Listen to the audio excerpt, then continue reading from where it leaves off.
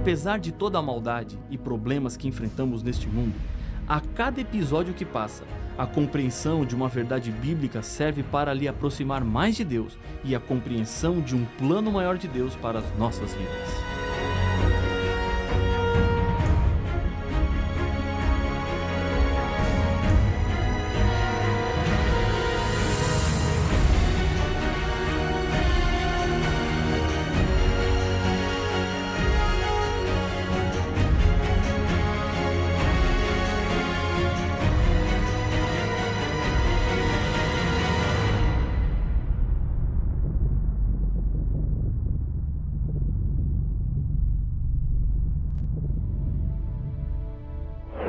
No Brasil, 99% da população diz acreditar em Deus, mas esse dado não é tão animador quando sabemos que apenas 59% leu alguma vez qualquer passagem da Bíblia e ainda menos de 40% frequentam regularmente uma igreja.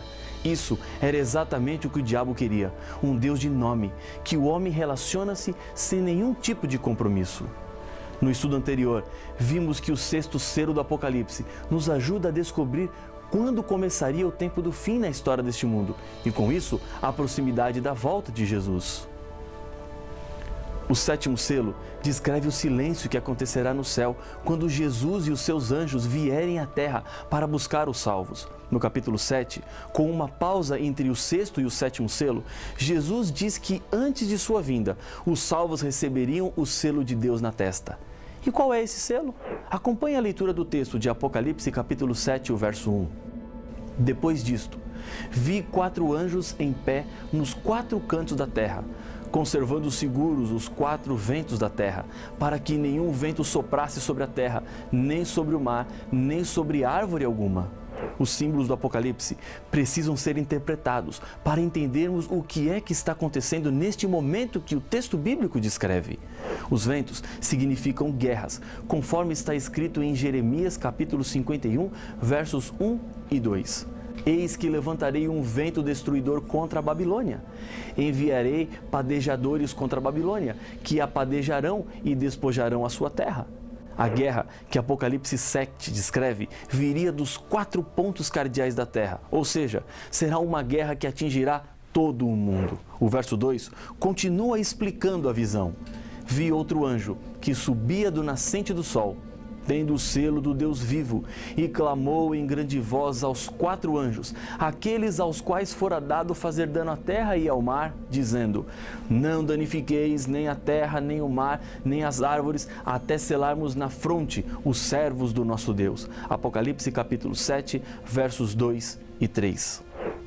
Nas 2 grandes guerras mundiais, mais de 70 milhões de pessoas perderam a vida. Embora fossem guerras grandes e sangrentas, a terra não foi danificada como um todo, nem a vida marítima, nem o reino vegetal. Os anjos estão segurando ventos que farão com que a terra fique completamente envolvida pela maldade humana, que se manifestará de diversas maneiras. E esses ventos estão seguros até o momento em que todos os fiéis receberem de Deus um selo. Em 1961, no auge da Guerra Fria, os jornais publicaram a denúncia do senador australiano Thomas Morrow, assinalando que os Estados Unidos quase destruíram o mundo quando a rede automática de alarme contra ataques de foguetes em Nova York registrou erradamente um sinal de que um foguete havia sido disparado da Rússia contra os Estados Unidos. Morrow disse que, felizmente, um canadense que estava nos controles neste momento não apertou o botão para enviar um foguete contra a Rússia. Essa dúvida salvou o mundo, porque o erro poderia ter provocado um ataque dos Estados Unidos à Rússia, e esta naturalmente teria respondido. O alarme falso foi provocado por um sinal que rebateu na Lua. Ainda hoje, existe certa tensão quando o assunto são bombas atômicas. Acertos internacionais regulam normas, mas alguns países buscam desenvolver essa poderosa arma, como a Coreia do Norte e Irã, gerando um clima de insegurança em muitas nações do mundo. A Bíblia nos diz que o mundo terá fim, mas não será por causa de nenhuma guerra mundial provocada pelo ser humano. A volta de Jesus é o fim da história deste mundo. E antes de Jesus voltar, os salvos já estão marcados como separados. Em Isaías capítulo 8, verso 16, a Bíblia nos diz onde está o seu selo. Resguarda o testemunho, sela a lei no coração dos meus discípulos. Apocalipse 7 diz que o selo é aplicado sobre aqueles que já estão convertidos. Em outras palavras, aqueles que estão vivendo de acordo com a lei de Deus, procurando ser obedientes aos 10 mandamentos a cada dia. O selo era algo muito comum na época em que a Bíblia foi escrita. Ele dava autenticidade e importância onde era colocado. Um selo deveria conter 3 elementos básicos: nome do governador, cargo que ocupa, território do seu domínio. No 4º mandamento da lei de Deus, os 3 elementos são encontrados juntos. Ali Deus havia colocado o seu selo. O texto está em Êxodo capítulo 20, versos 8, 9, 10 e 11. Lembra-te do dia de sábado para o santificar. 6 dias trabalharás e farás toda a tua obra, mas o 7º dia é o sábado do Senhor teu Deus. Não farás nenhum trabalho, nem tu, nem o teu filho, nem a tua filha, nem o teu servo, nem a tua serva, nem o teu animal, nem o forasteiro das tuas portas para dentro. Porque em 6 dias fez o Senhor os céus e a terra, o mar e tudo o que neles há. E ao 7º dia descansou. Por isso, o Senhor abençoou o dia de sábado e o santificou. O selo de Deus. Nome: Senhor, o teu Deus. Cargo: Criador de todas as coisas. Território: Universo. Ezequiel capítulo 20, verso 12, confirma o texto dizendo: também lhes dei os meus sábados, para servirem de sinal entre mim e eles, para que soubessem que eu sou o Senhor que os santifica. O ato de o selo ser colocado na testa dos salvos representa, na verdade, a mente que está por trás, ou seja, serão selados aqueles que aceitarem de verdade a vontade de Deus para a sua vida. O selo de Deus na lei demonstra a autoridade de quem fez a lei. O selo na testa representa a quem pertence àquela pessoa. É como colocar o seu nome em um livro. Ele não é mais igual aos outros, ele lhe pertence. Deus faz também assim, coloca um selo sobre aqueles que são dele e no momento da volta de Jesus levará para a eternidade os salvos. O diabo nos roubou, mas Jesus não é um ladrão. Ele não pega o que não é dele. Para poder transformar a sua vida, Jesus nos comprou com o seu sangue. O diabo quer nos matar, porque o salário do pecado é a morte. Mas não precisa ser a sua morte, porque Jesus já morreu no seu lugar. Você pode rejeitar o selo de Deus. E se você fizer essa loucura, Jesus não terá direito de propriedade sobre você e sua vida. Em Isaías 56, uma profecia demonstra que os que não eram judeus seriam conhecidos ao se unirem ao povo de Deus pela obediência. Acompanhe a leitura dos 7 primeiros versos. Assim diz o Senhor: mantende o juízo e fazei justiça, porque a minha salvação está prestes a vir e a minha justiça prestes a manifestar-se. Bem-aventurado o homem que faz isso, e o filho do homem que nisto se firma, que se guarda de profanar o sábado e guarda a sua mão de cometer algum mal. Não fale o estrangeiro que se houver chegado ao Senhor, dizendo: o Senhor, com efeito, me separará do seu povo. Nem tampouco diga o eunuco: eis que eu sou uma árvore seca, porque assim diz o Senhor aos eunucos que guardam os meus sábados e escolhem aquilo que me agrada e abraçam a minha aliança. Darei na minha casa e dentro dos meus muros um memorial e um nome melhor do que filhos e filhas. Um nome eterno darei a cada um deles, que nunca se apagará. Aos estrangeiros que se chegam ao Senhor para o servirem e para o amarem, o nome do Senhor, sendo deste modo servos seus, sim, todos que guardam o sábado, não o profanando, e abraçam a minha aliança, também os levarei ao meu santo monte e os alegrarei na minha casa de oração. Os seus holocaustos e os seus sacrifícios serão aceitos no meu altar, porque a minha casa será chamada casa de oração para todos os povos. Isaías 56, versos de 1 a 7. Isaías deixa evidente que o sinal é para todas as pessoas, independente de sexo, nacionalidade, raça ou qualquer diferença humana.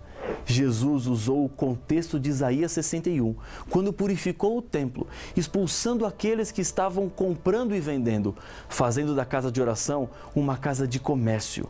Isso demonstra que os propósitos e princípios de Deus não mudam. Sábado para todos os povos e casa de oração para todos os povos representam verdades de Deus para todos os tempos. Quando Jesus esteve aqui na terra como um ser humano, a Bíblia diz que ele tinha um hábito. Veja o que está escrito no Evangelho de Lucas, no capítulo 4, verso 16. Indo para Nazaré, onde fora criado, entrou num sábado na sinagoga, segundo o seu costume, e levantou-se para ler. A cada semana, todos os sábados, Jesus estava na sinagoga. Ele estava dando um exemplo e muitas coisas que nós aprendemos foi feito pelo exemplo de outras pessoas. Ensinamos os nossos filhos através do exemplo. Essa era uma das estratégias de Jesus. O sábado é um dia reservado por Deus para ter um encontro com você. Deus está lhe convidando para ir à igreja no sábado e passar momentos agradáveis e felizes com o Criador da sua vida. Um argumento usado para dizer às pessoas que hoje não precisamos mais obedecer ao quarto mandamento é dizer que Jesus ressuscitou no domingo. Então, agora, esse passou a ser o dia do Senhor. Está certo? Não. Estaria certo se a Bíblia dissesse isso, mas como não diz, isso não é a verdade. A Bíblia diz até mais. Depois que Jesus já estava morto, veja o que aconteceu entre os seus seguidores, incluindo a sua mãe. Então, retiraram-se para preparar aromas e bálsamos, e no sábado descansaram segundo o mandamento. Lucas capítulo 23 e o verso 56. Os fiéis seguidores de Jesus não ungiram o corpo de Jesus, mas descansaram no sábado.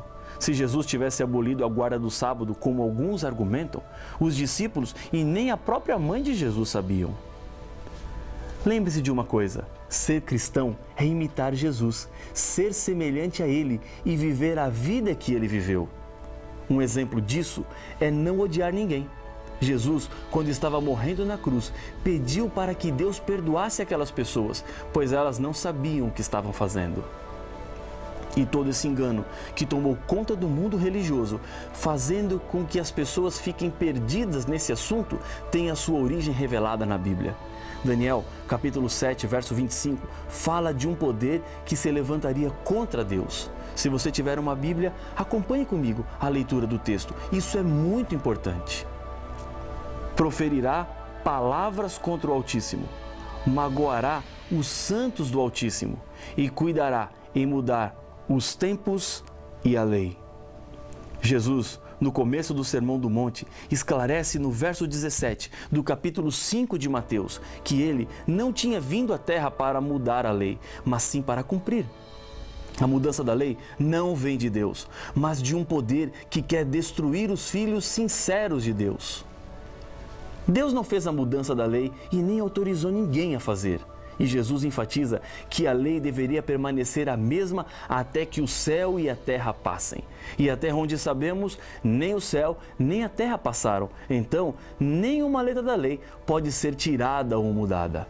É por esse motivo que a obediência ao mandamento do sábado é o sinal que representa lealdade, obediência e reverência a Deus. No livro do Apocalipse, João vê 3 anjos voando pelo meio do céu. Esses 3 anjos falam aos habitantes do planeta Terra e trazem advertências. O primeiro anjo traz a seguinte mensagem: temei a Deus e dai-lhe glória, pois é chegada a hora do seu juízo. E adorai aquele que fez o céu e a terra e o mar e as fontes das águas. Apocalipse capítulo 14, verso 12. Nós já ouvimos uma afirmação semelhante nesse estudo, e ela vem do 4º mandamento, o que fala sobre o sábado. Para recapitular, veja mais uma vez Êxodo capítulo 20 e o verso 11. Porque em 6 dias fez o Senhor os céus e a terra e o mar e tudo o que neles há, e ao 7º dia descansou. Por isso, o Senhor abençoou o dia de sábado e o santificou. O anjo está chamando a atenção dos seres humanos para o mandamento do sábado. E qual é o motivo de termos que guardar o sábado?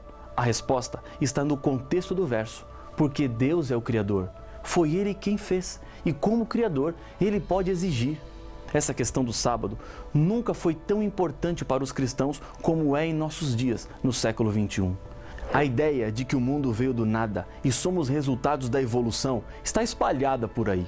Há milhões e milhões de anos atrás houve uma grande explosão e dela uma parte que se espalhou no universo virou o planeta Terra. Nessa teoria não há espaço para o que a Bíblia apresenta como sendo a criação do mundo. Nada de acaso, mas sim fruto de um planejamento de Deus em compartilhar a vida com seus seres criados e fazer deles felizes. Ser fiel ao sábado é anunciar ao mundo que você acredita na Bíblia e que Deus é o Criador de tudo. Infelizmente, essa verdade tem sido negligenciada por muitos, inclusive estudiosos da Bíblia. A Bíblia e só a Bíblia é o que precisamos para andarmos em segurança neste mundo. Alguns anos atrás, estava dirigindo uma campanha de estudos da Bíblia em uma igreja no interior de São Paulo. Muitas pessoas estavam vindo a cada noite para aprenderem mais sobre Deus. Histórias lindas aconteceram naqueles dias de pessoas que tiveram as suas vidas transformadas. Numa dessas noites, o meu tema era sobre o sábado.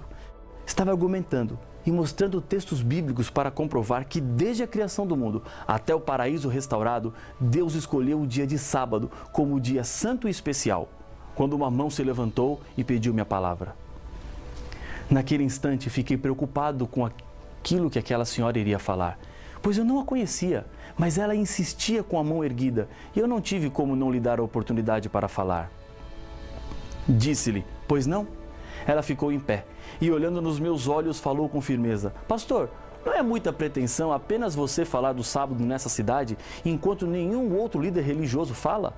Respirei fundo para começar a resposta, quando outra mão do outro lado do auditório se levantou. Tive que dar a palavra também. Era outra senhora que ficou em pé e pediu permissão para vir à frente. Disse a ela que poderia vir. Com uma voz calma, ela disse: Neste ano, resolvi fazer um ano de leitura da Bíblia. Comecei em Gênesis 1 e minha meta era chegar até o final do Apocalipse em dezembro. Na minha leitura, descobri que o sábado aparecia muitas vezes, com mensagens importantes. Ontem à noite, procurei o líder religioso da minha igreja, com esta dúvida no meu coração, e o que ele me falou é a razão por que eu estou aqui hoje à noite. E eu lhe perguntei: o que foi que ele disse? Ela então completou: ele falou-me que, na verdade, a Bíblia fala da guarda do sábado, mas eles não poderiam ensinar isso lá, porque senão a igreja ficaria vazia. Você está entendendo o que eu estou querendo lhe dizer? Não estou falando que é fácil, estou lhe dizendo a verdade. Mais do que isso, quando você quer fazer a vontade de Deus, Ele proporciona os meios para você conseguir. Tenho sido testemunha de histórias impressionantes e o mesmo Deus quer fazer na sua vida. Não tenha dúvida disso. Decida agora fazer a vontade de Deus e ser fiel ao sábado bíblico. E eu tenho certeza que as bênçãos do Senhor repousarão sobre a sua vida. Se esse é o seu desejo, se essa é a sua decisão, ore comigo. Senhor, obrigado pelas claras mensagens que temos em Tua Palavra. Aprendemos mais uma, a verdade sobre o sábado. Ajuda-nos a vivermos de acordo com ela, pois nós colocamos o nosso coração nas Tuas mãos, em nome de Jesus. Amém.